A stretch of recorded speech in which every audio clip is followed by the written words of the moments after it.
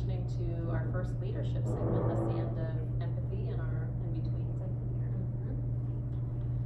So now we're kind of culminating everything we've learned into this section of leadership, and we're really going to focus on two qualities of leadership, and that's leading with compassion and communicating with insight. So this is where we get to the difficult conversations piece. So really, this is just, like I said, a big integration of the journey we've taken the last couple of days and how it all plays together with leadership. So we're going to focus on communicating with insight. So this is really about like that empathetic listening, really kind of reading between the lines. What is, with an iceberg, you only see 10% of the iceberg and 90% is the part you don't see. And oftentimes when we're communicating with people, there's a large part that we don't see. So it's where we're really going to try to work with this. We're going to have an opportunity to use a difficult conversation or a difficult situation that you're currently dealing with. And we're going to be able to kind of hash this out, and I'll talk us through that. And then the second piece is leading with compassion, which Monica will take us through. So communicating with insight. Let me ask you guys a couple questions. How many of you say yes when you really mean no? Right? And how many of you disengage when you don't feel heard? Yeah. So like these are kind of these tactics that we use when it's in the face of a difficult conversation. So it's something that needs to be said. It's a conversation that needs to be had, but it's so awkward and confronting, and you don't really know exactly how to navigate it. So it's something that needs to come up, but it's difficult. It's difficult to have that conversation. Really would rather avoid it. But we're going to have a chance to work with this. So we're going to use this book, Difficult Conversations. It's from the Harvard Negotiation Project. Is anybody familiar with Difficult Conversations? Yeah. So really what's interesting about this book and about difficult conversations themselves is they span all the areas of emotional intelligence. So self-awareness. What are the feelings that I'm having in the midst of this difficult conversation? What's driving it? How am I feeling emotionally? And then self-management. How can I really respond if it's like a triggering situation? How can I constructively respond with this person and engage in this dialogue? And then motivation. What's really driving this difficult conversation? What is my objective? And what is the other person's objective? And then empathy. Can I put myself in the shoes of the other and really see this conflicting situation from their perspective as well? And the book kind of lays out that every difficult conversation has these three levels, let's say.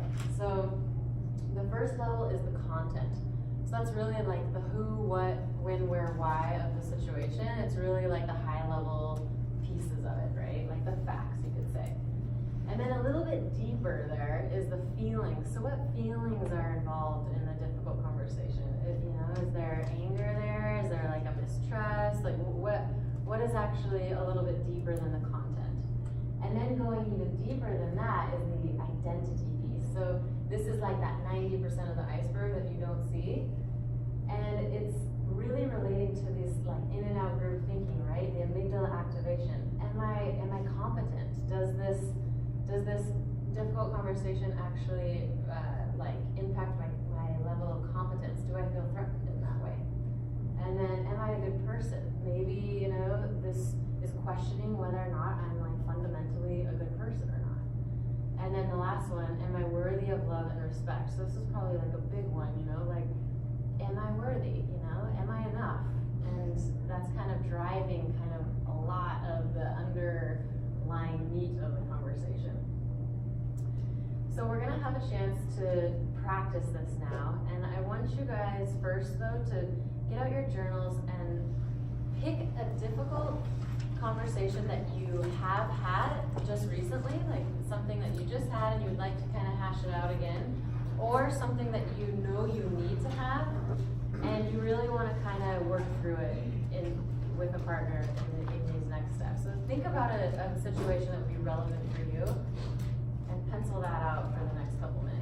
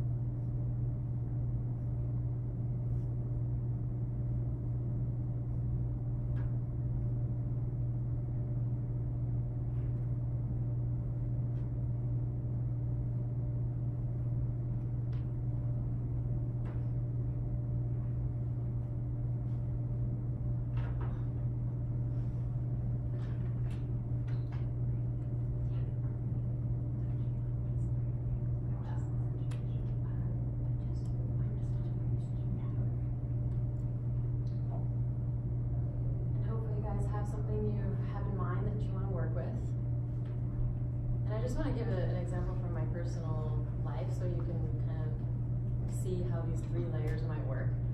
So I just moved back from Europe, right? And I accepted a job at Nike, and there's also a similar role that I'm doing in another one of our strategic accounts. And I know that this person makes a little bit more money than me, and I accepted an offer for less. And I know that salary reviews are going to come up at our year end. So it's kind of like an awkward situation. I should have probably negotiated better in the beginning, and now I'm forced to kind of have this difficult conversation with this new boss because I would like to be paid fair, right? So but that's the content. And then the feelings is like, oh, you know, like I'm kind of ashamed of myself because I didn't negotiate good enough, and then, oh, maybe they don't sense my worth. So there's lots of more feelings there. A little bit of like frustration, a little bit of like shame on myself. So that's a bit of the feelings that are there. And then the identity piece of it is really like, am I worthy of it? You know, am I worthy of the extra money? Like really, that's driving like the underlying current of like the conversation is like, am I really worthy of it? So that just gives you an idea of how you can kind of think about these conversations. Okay, so now I want you guys to stand up and find a new partner.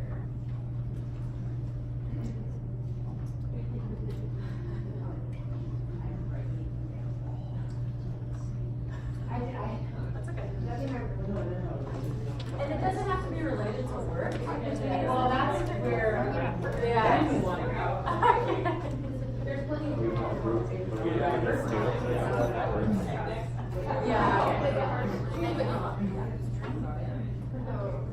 okay.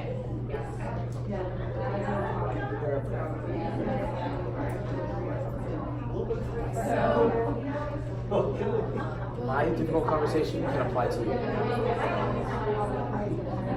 Yeah. So a couple things before we get started with going through the exercise. This one I will take you through step by step. But I want to make sure that this is not like an opportunity for the other person to like role play. You're not role playing like my boss, you know, in my situation, my partner wouldn't be role playing my boss. It's just the partner, the person listening, is just a sounding board for the other person to kind of sort through these 3 levels. It's not a role play. And also please confidentiality. If you know something shared, just Las Vegas rule. What happens here stays here. So we need to also pick a person A and a person B. So please decide who's person A and person B right now. Who wants to go first?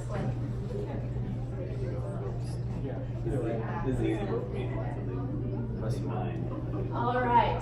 So person A, you are going to verbalize each of the 3 levels: the content, the facts, what happened, the feelings, how did I feel, and also the identity. So what's like really at stake for me? Is it questioning my competency, whether or not I'm a good person, or am I worthy of love and respect? So you'll have the next time here to go through those levels. Go ahead. I guess mine is forward as well as backward, because it happens every 6 months. At least for us, performance feedback. But you've been here 6 months, right? Oh, okay. Welcome. Welcome.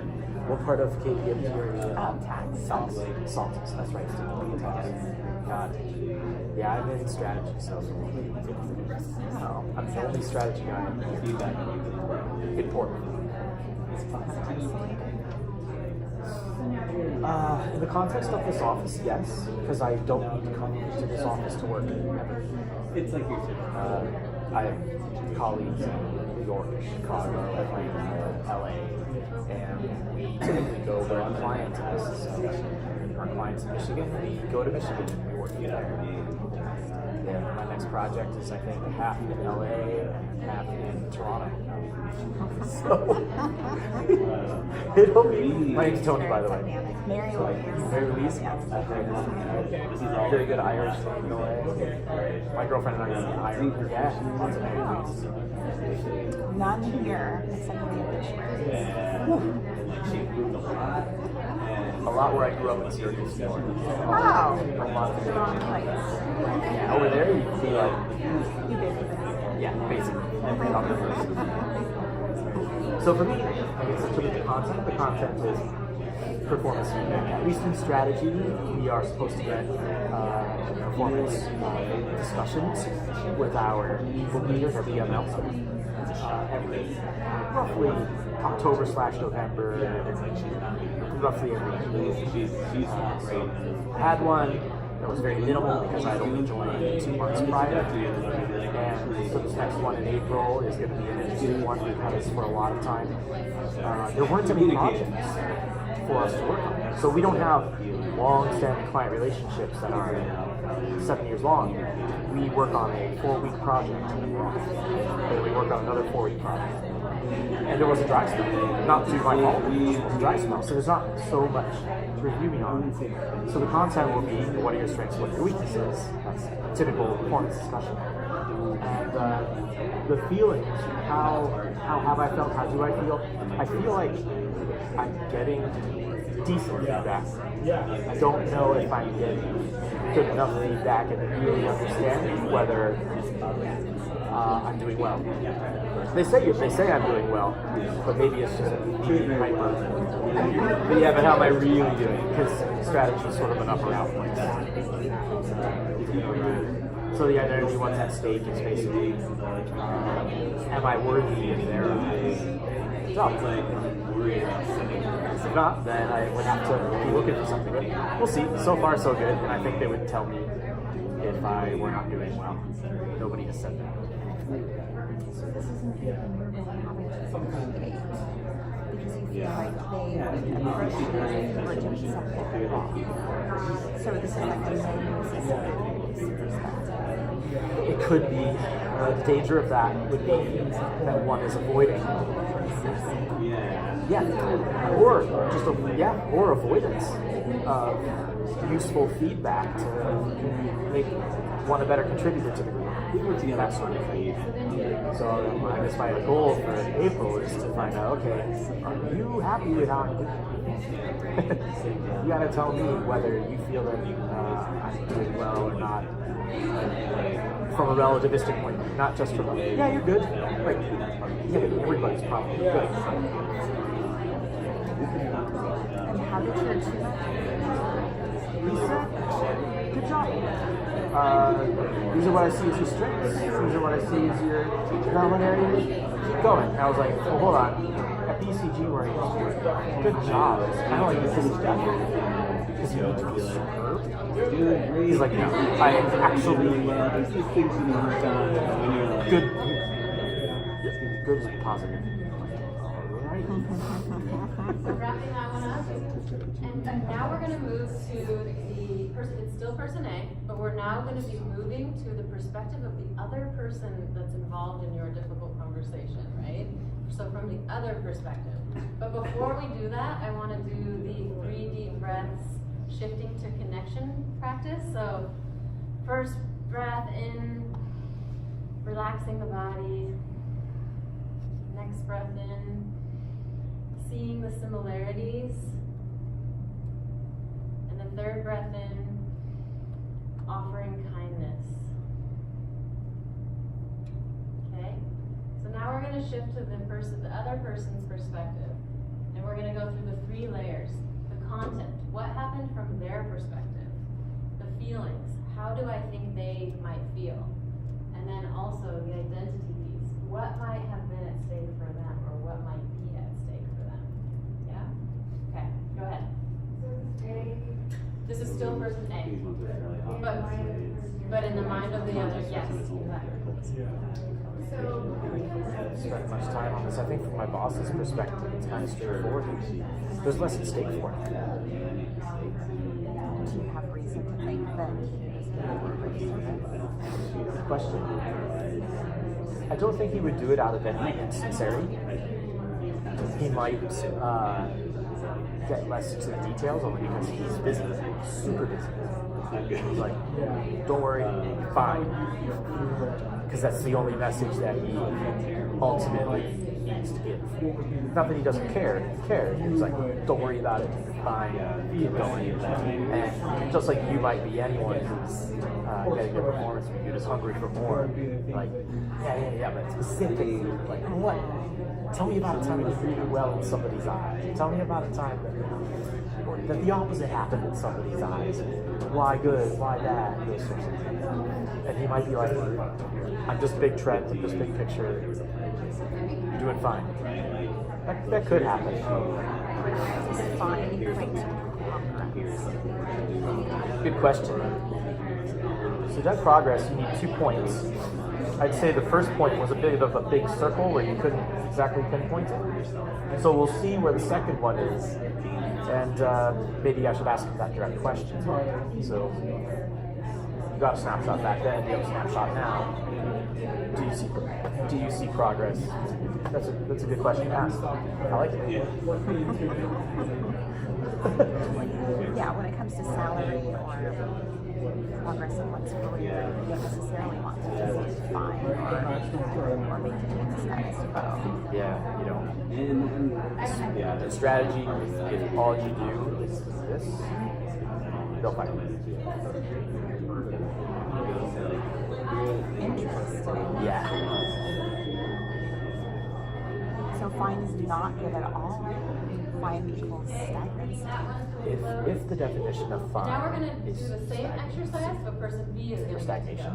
So person B, Then- you now get yeah. to verbalize your difficult conversation by the 3 levels. The content, the facts, what happened, the feelings, how did I feel, and then the identity piece. What's at stake for me? Am I competent? Am I a good person? Am I worthy of love and belonging, really? Love and respect. Okay, go ahead. Actually, we have some semblance of hypothetical conversation. Okay. Feels silly, but so I had been dating somebody briefly, Yeah. and he indicated he was having to compartmentalize, take a step away from things, shut people out because he's going through a job transition, and it's stressing him out. I don't think I would react in the same way. I feel like I would rely on like people who are anchors for me, or I wouldn't want to shut people out. I would still be stressed, but I would want to have human connection still. A problem shared is a problem had. Misery loves, well, maybe misery loves company. That's not, yours is better, yes. So I wasn't sure whether to take it personally or take it at face value, and I didn't know how to ask because I was afraid of what the answer might be. Yeah. Because it's just not how I would react, so I can't read someone else's mind. That is tough. So I was focused on the identity part. Like, is this something that was I not good enough to compel attention or something? Can I be super judgmental and say, that is absolutely not the issue, you definitely are good enough? That's a pat answer, but good answer. No, but isn't it worrisome that if a guy that you're supposedly in some sort of a relationship with, friend, whatever, chooses not to talk to you about an issue he's facing? Like job transition, he's like, I need to keep people out. Is that what he's saying? Essentially, yes. To protect sanity. Like, keep out. Then what's going to happen the next time he goes through an issue? Because there always will be another issue. True, but on the same magnitude as like a job transition or... Yeah, potentially, unless he's going to have this job till he retires. So is a conversation even necessary then? You're going to get judgmental. I just like clarity. I would say, okay, I'm going to give you what I think is clarity. Combine it with other people's opinions. Look at what people do, as opposed to what they say after the word is. So whenever somebody says, I did this because, or I'm doing this because, anything they say after the word because is their rationalization. Oh, okay. And it's a way to influence you. Yeah, right? They're going to use a because that they're hoping that you will like. Just look at what they've done. Look at the what, not the why. Use those. I say this because I dated a chick 8 years ago, 9 years ago, who is an alcoholic. She was sober.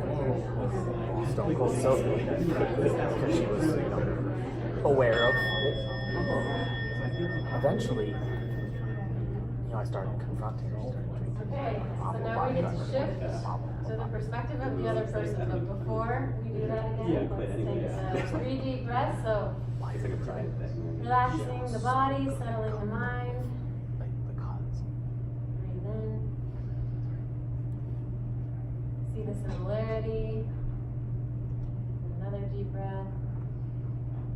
Offering kindness to the other person. Okay, so now from this perspective of the other person, what is the content? What happened from their perspective? The feelings, how you think they might feel in the situation, and then the identity piece. What might be at stake for them? Okay, go ahead. I ended up, to avoid getting into an argument, I logged a calendar on Google, which I still have compartmentalized, where I just logged every day for a month and a half. And those days that she drank, she was either drunk or hungover, which meant that she was not emotionally involved in the relationship because she couldn't. She couldn't react like a normal person. So I said, this is the past 2 months. These are the days that you've been involved in the relationship. These are the days that you're either too drunk or too hungover to be involved in the relationship. I can't continue like this. And she did not argue.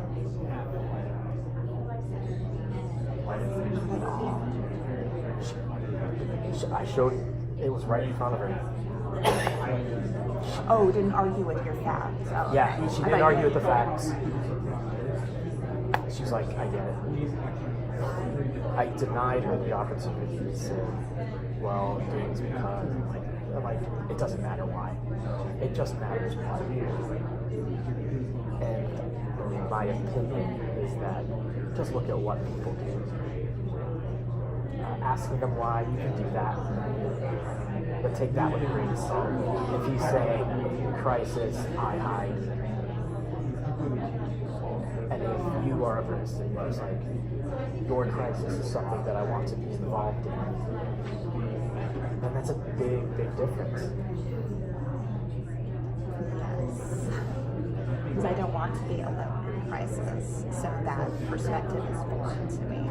I was trying to be empathetic and see it from the other party's point of view. Like, well, this is how I react, but I can't expect that everybody else. But that's immaterial then, if it's not working for me. That's right. It's hard to know when to be empathic or when to put yourself first, or to draw a line. Dialogue about how it was for you to do that, and just any ahas that you might have had. I think it's good to So free both, flow because you dialogue probably, about from his point of view, you can probably understand his point of view. He solves his own problems, right? You've already thought about all of this. Which is a more female perspective now. Yeah, I think that's true. Because men are taught to self-sufficient. Solve my own problems. Has he been involved in solving any of yours? Or has he, or do you think he has avoided it? Actually, let me put it this way. Because the seeking to avoid, that's about his whys and intentions. Has he volunteered or inquired about any of your issues and sought to get involved in helping you?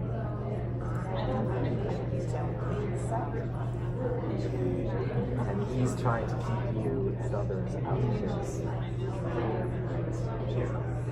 Those to me are the whats. If one answer were different, would that change the situation? For me, no, but for you, it might. That might not. I think that you already know the answer.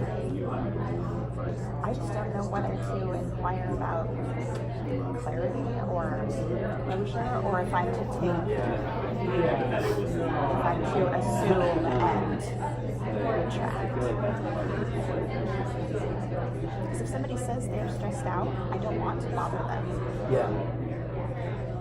I think that we're definitely, at least there's a lot more evidence that says don't assume than there is to assume.